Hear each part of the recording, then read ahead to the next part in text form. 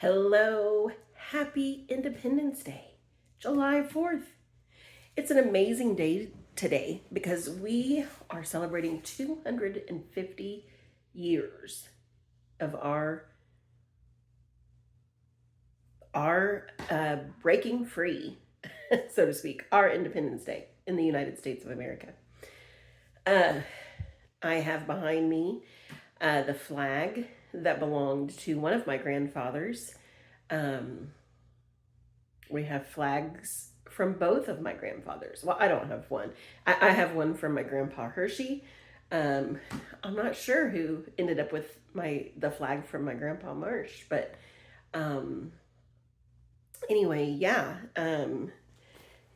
When you really consider, I've been listening to that song this morning by Johnny Cash.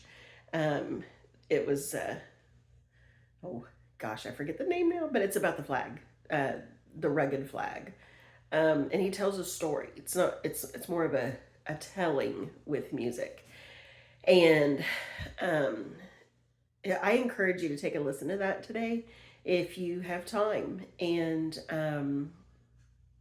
yeah, just take a little listen, and he walks you through a lot of where that flag has flown, and it's a little tattered sometimes. As I was listening to it, I was starting to feel. I was like, man, I'm a little bit feeling like Old Glory of late. Part of that is I'm so very homesick. But anyway, I thought I'd pop in today. I'm gonna have a cup of coffee with you. Grab a cup of coffee or some tea. Uh, and we'll just talk a minute. I do want to. I was thinking back to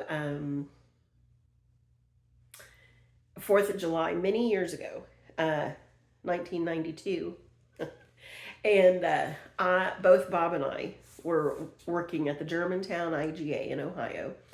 And uh, it was 4th of July weekend.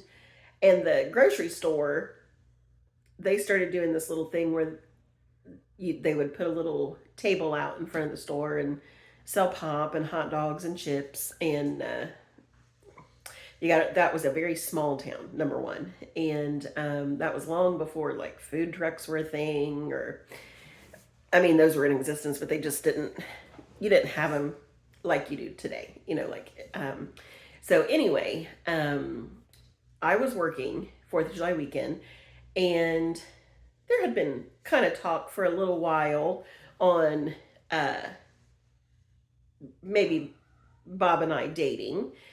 He had not asked me yet. And anyway, the funny part of this story is he was off that 4th of July. And we had just gotten back from vacation. I think we went to Myrtle Beach that summer. And I was supposed to go to a picnic for a guy I was dating, and it was 4th of July. Actually, today's his birthday. Uh, and anyway, he stood me up. He didn't even call. And I was just like, wow, what a jerk. Really is what I was thinking. Um, and anyway, Bob came, well, to back up further, in the Germantown IGA's selling of hot dogs that day, they wanted somebody to wear an Oscar Mayer hot dog suit. And they tried to get me to do it. And I was like, no, I'm not wearing the hot dog suit. Somebody else younger can wear that hot dog suit. And so I kind of stood my ground on that, and I did not wear it. And Johnny Schaefer, I think, is the one who ended up having to wear that. And it was hot. It was a hot summer day, much like now. Um, oh, somebody's lighting fireworks outside. I'm like, what is that noise?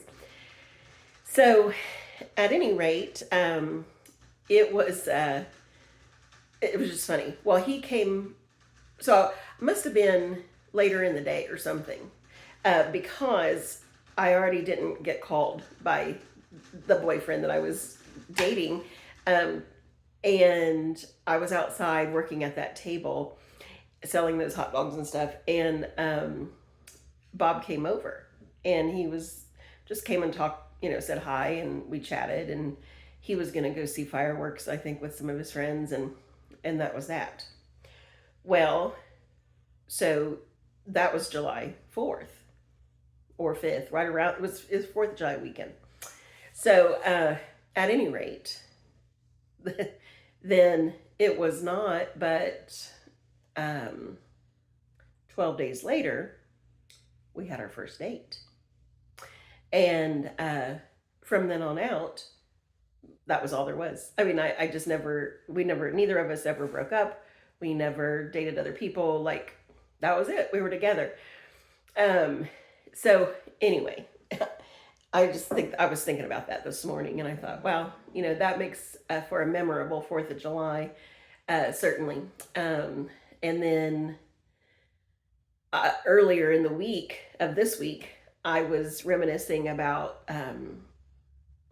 this other time. Sometimes when you're just waiting on God to come through in a situation, that wait can just be excruciating sometimes. And I'm in a season of that waiting, and it can be very, very hard to bear from time to time. And anyway, earlier in the week, I was reminiscing about a 4th of July that a friend of mine and I had shared. It was she and her husband, and Bob and I, and we were ready to be parents.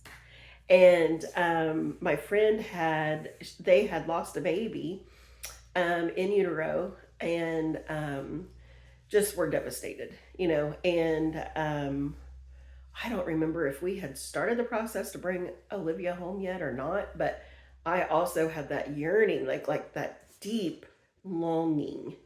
And I sent that memory to my friend this week, and I said, that's what I'm experiencing right now, that deep longing. God's going to come through for you, because he always does. And of course, he did then too. Our girls are in their 20s, and you know, uh he comes through just when you think he's not gonna, or you can't take one more millisecond. There, God shows up. Um, so anyway, let that be an encouragement for you today.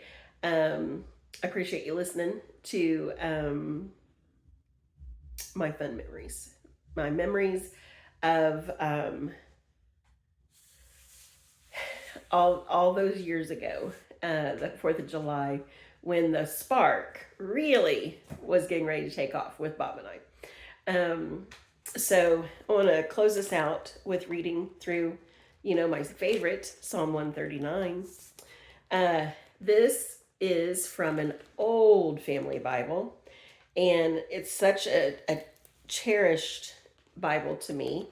I don't really read through from this one very often, but it was given to me coming up on 5 years ago, or maybe it was 5 years. It was 5 years ago, coming up on 6 years. And it was a treasured thing. My dad gave me this Bible. It had belonged to his mom.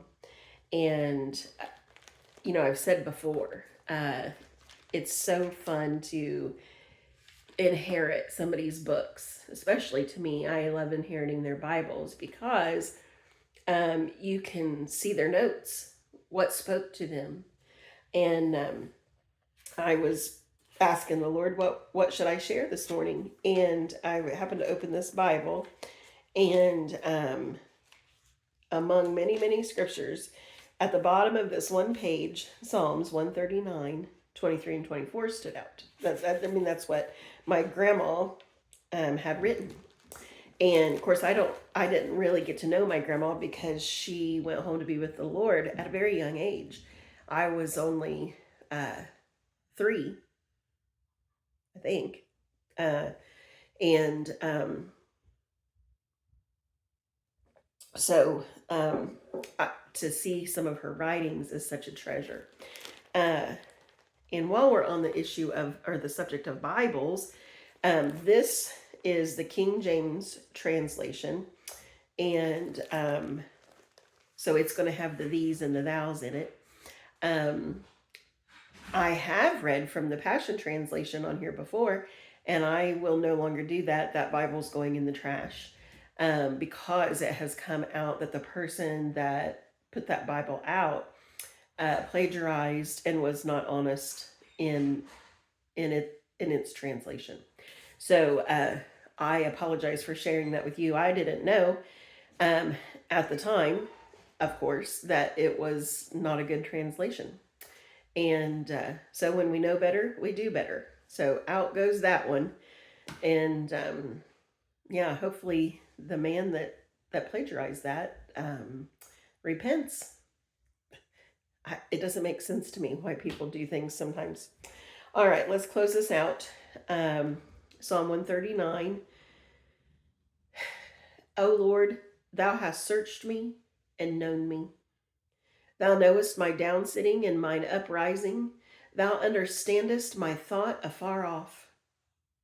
Thou compassest my path and my lying down, and art acquainted with all my ways. For there is not a word in my tongue, but lo, O Lord, thou knowest it altogether. It's kind of hard to read this old way, actually. Thou hast beset me behind and before, and laid thine hand upon me. Such knowledge is too wonderful for me.